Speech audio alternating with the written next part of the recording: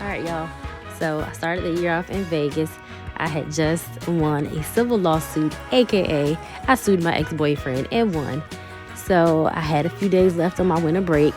It was a Wednesday afternoon. I took the first flight out of Norfolk and landed in Vegas. I spent 3 nights at the Westin in Las Vegas, and y'all know what happens in Vegas stays in Vegas unless I tell you what happened.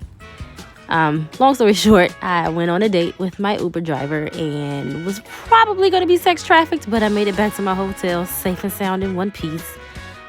So yeah, that's the Vegas trip. Before we move on, as you can see, it cost me about $450 to spend 3 nights at the Westin Las Vegas. My flight was only $11.20 because I used my Southwest Rapid Rewards points to book my flight.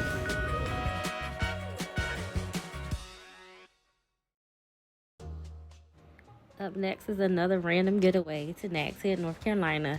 And y'all, it was so beautiful. I did not want to come back home. I stayed in Nags Head for about 5 nights, probably 6 days, 5 nights. And don't mind me, I'm just yapping right here. But yeah, I went to the same restaurant every single night. Y'all, look at those crab legs. Look at the crab legs. I got some practice with my tripod, and I just spent time to get away, disconnect, and get ready to start my doctoral program. And it was so beautiful, you guys. Look at that. Because I stayed during the off season, I got a really good deal on my stay. I got a free upgrade to Oceanfront Ocean View, and for 5 nights, I only paid about $210 to stay at the John Yancey Oceanfront Inn. All right, if y'all can't tell by now, I love the beach. This one was a quick little staycation in Virginia Beach. I was still teaching virtually, and I just wanted to get out of the house for a day. So I spent the night at the Beach Quarters Resort Hotel for about $98, and yeah, that was it. Up next is probably the worst. No, not probably. It was the worst solo trip I've ever taken to Nashville, Tennessee. Here's Prentice Alley, the infamous Prentice Alley. The Ubers were stupid expensive. Since I was in Nashville, y'all know I had to venture out to find the black folks, but you know you're getting close when you see Rosa Parks Boulevard. I found a black-owned restaurant that some pretty cool people, had some pretty good food. And here are the details of my stay in Nashville, Tennessee. I spent 3 nights at the Country Inn and Suites by Radisson, Nashville Airport, Tennessee. I spent a little less than $300, and my flight was only $11.20, again, because I used my Rapid Rewards points to book my flight. In May, my mom and I took a Mother's Day trip to Rehoboth Beach, Delaware, and Ocean City, Maryland, to surprise my aunt and spend Mother's Day with her and my cousins. Our accommodations included 1 night at the Quality Inn and Suites Ocean Block, and I spent about $165 for that stay. All right, y'all, this one was one of my favorite trips. Look at me doing my makeup in the airport. This trip was to Chicago, Illinois. Definitely one of my favorite destinations that I plan to revisit because I don't normally revisit places. But that's the Chicago River.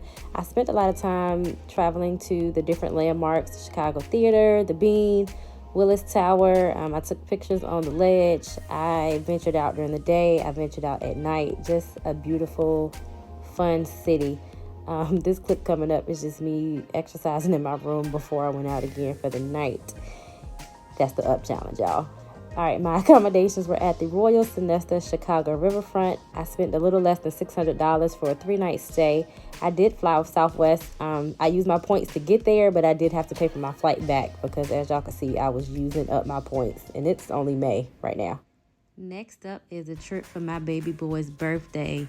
We took a family trip to Myrtle Beach, South Carolina. We didn't do too much on this trip, but we did spend plenty of time in the sun at the beach. The accommodations for this trip were at the Comfort Inn, North Myrtle Beach, Barefoot Landing. Spent about $400 for a 3-night stay, and we drove Big Red all the way there through a hurricane, you guys, and we made it safely, as you can see, and it was a good family trip. The next trip is another solo trip. I jumped on the Amtrak, took the train to BWI, and I flew from Baltimore to Fort Lauderdale. And y'all better bet it, I stayed at the beach again. I stayed in Fort Lauderdale on vacation for 4 nights and 5 full days. I had to get out of there ahead of another storm. My flights kept getting delayed on the way back, but I made it home safe and sound. My accommodations were the Westin Fort Lauderdale Beach Resort. I paid about $1,100 for a 4-night stay, 5 full days. And my mode of transportation was, again, the Amtrak and Southwest Airlines. So this next trip, it was my mama and her friend's trip, but I invited myself anyway. We took a girls trip to Alexandria, Virginia. And other than the football game, mainly we went shopping. Like, we did a lot of shopping, just trying to get ready for the upcoming school year. Our accommodations were at the Spring Hill Suites, Alexandria, and we spent about $105 per person for a 2-night stay. And of course, Big Red got us there and back in one piece. All right, y'all, last but not least was my trip to California. I put California because I went to San Francisco, Sonoma, Napa Valley, and Oakland, all in this one trip. This clip right here is from Union Square, San Francisco.